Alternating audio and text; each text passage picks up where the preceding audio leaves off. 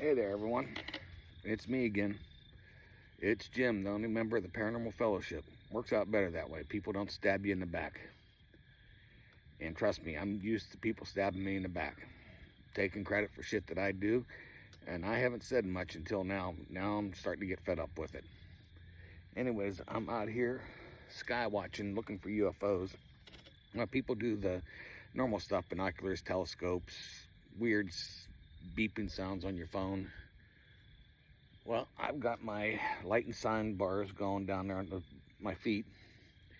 And then I got two nifty little things I'm going to try out today. One is this little thing. This is a spy detector. And this picks up radio frequencies, Wi-Fi signals, that kind of stuff. And the red light is for finding infrared beams. And I got this little bugger. This one, in conjunction with this one, you can look through the viewfinder and you can see any types of beams or any types of flutter or anything, from people saying like UFOs are from a different dimension, that kind of stuff. So this should help try and see it, and it's a pretty clear and beautiful night out there tonight. So I figured y'all might want to hear another story since I'm out here, and it's, like I said, I'm looking for UFO, so I don't got to be quiet. Not like I'm looking for Bigfoot. Honestly, Bigfoot can hear you coming, so why even be quiet and hide about it? I don't know. So here's one for you. Here's a nice little ghost story. So many years ago, I was a tour guide down at Hillview Manor in Newcastle. Great place if you're into paranormal investigation and stuff like that. Not much dark energy there, but it's always active. Very seldomly, I have had touched and scratched and things like that, but most people don't. And that's because I sort of am an asshole when doing some investigations sometimes. So we were there, and this was, I think 2007, around there. They had just filmed the Ghost Hunters episode down there, where the Ghost Hunters, Jason and Grant and all those guys went there, and they did it. And then that night, they aired the episode. So it was like a month or two later, they aired the episode on TV. And we all went there to watch the episode in the chapel. We had a projector and we had it all hooked up, and we were able to watch the Ghost Hunters episode as it aired about Hillview Manor in Hillview. Well, after the episode was over, since it was all us volunteers and we all loved the building, we decided we were going to go and do a little investigation. So we all took off, and we, at the time, I admit I was one of the gadget guys, and I got the EVP, the voice recorders, I've got the K2 meters, the EMF meters, night vision cameras, night vision camcorders, infrared, ultraviolet, you name it, I had all that crap. And because back then I actually thought that I'd be able to catch something, prove to the world that ghosts are real. Well, CGI and AI ruined any of that, because anything that someone legitimately catches can be duplicated with AI and CGI, and so it doesn't make any difference. And I always say, no matter what the paranormal field is, everyone's a skeptic until they have their own personal experience.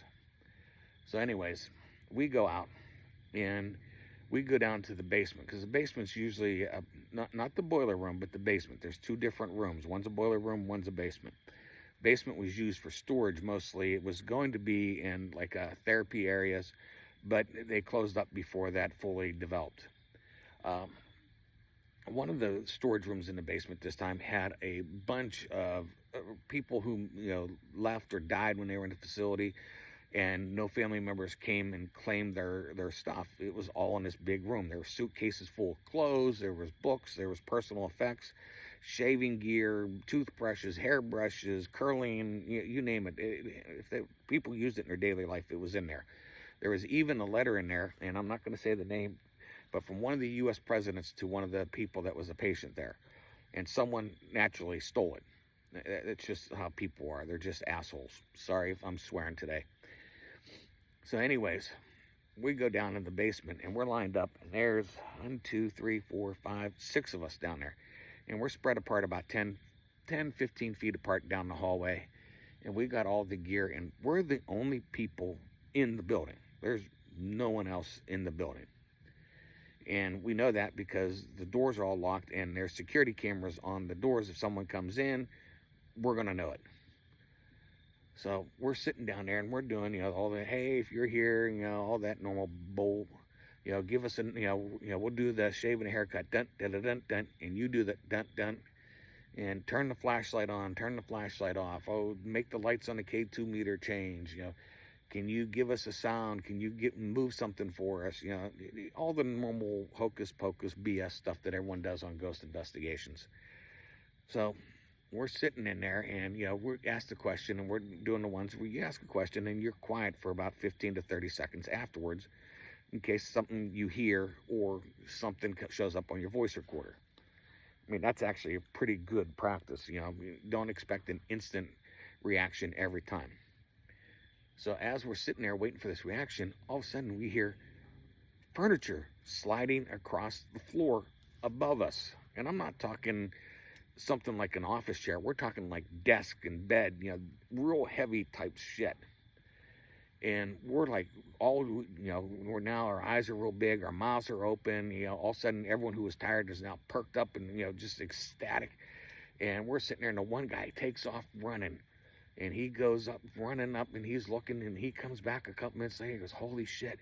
Says something pushed one of the beds out into the hallway, and the chair out in the hallway. We're the only ones there. There are like windows that are broken, but it wasn't that windy where it was going to blow a bed and a chair from inside a room out into a hallway. We were asking to give a sign to move something. I think something gave us a sign to move something. Like I said, Hillview Manor, it's not scary active, but there's always something that happens. You always, every time I've been there, I've gotten EVPs or K2 sessions or caught strange pictures or had stuff like that happen. We were actually going to go into the one stairwell, and as we headed towards the stairwell, the door creaked, and there was one lady, rather attractive lady, was walking towards the door at first. So we all stopped and we said, hey, if you don't want her to go down the steps, then shut the door. And just as we said that, the door slammed shut right in front of her, right on her. So something didn't want her to go down there. We respected the wishes. We went somewhere else. We didn't go down the basement because it was telling us they didn't want her down there. We didn't know why. It didn't tell us why. It just said, we didn't want her down there. So we went somewhere else instead. But like I said, it's always active. My favorite spot in that place at Hillview Manor is the 3rd floor. There's two jokesters up there, ghosts that were jokesters in real life, and they're still jokesters. And if you sit there and you joke around with them, you don't do the same. If you're here, give us a sign, knock 3 times, knock 1. No, you got to laugh and joke and be a smartass with them, and they'll laugh and joke and be a smartass back with you. So anyways, that's my little story today, my little high horse. Now I'm going to go back to looking at the stars and seeing if I can see a UFO. You all have a great night. And just remember, don't sacrifice yourself for anyone else. Y'all are worth more than that. And please, I know everyone else says it, but it's kind of frustrating. This stuff is actually happened to me. This isn't something that somebody wrote in and I'm reading. This stuff actually happened to me. I know I'm getting old and I'm going to get dementia pretty soon and probably forget all of it. So that's why I'm having this. The more you guys like it and subscribe it, the more stories I'll put out there, because I've been doing paranormal investigations since the 1980s. Yes, I'm an old fart. So I've got a lot in here, and by you liking them or sharing them, it tells me that you'd like to hear more. But either way, I'm going to still make them. Just depends how much you like them, how fast they come. Peace out.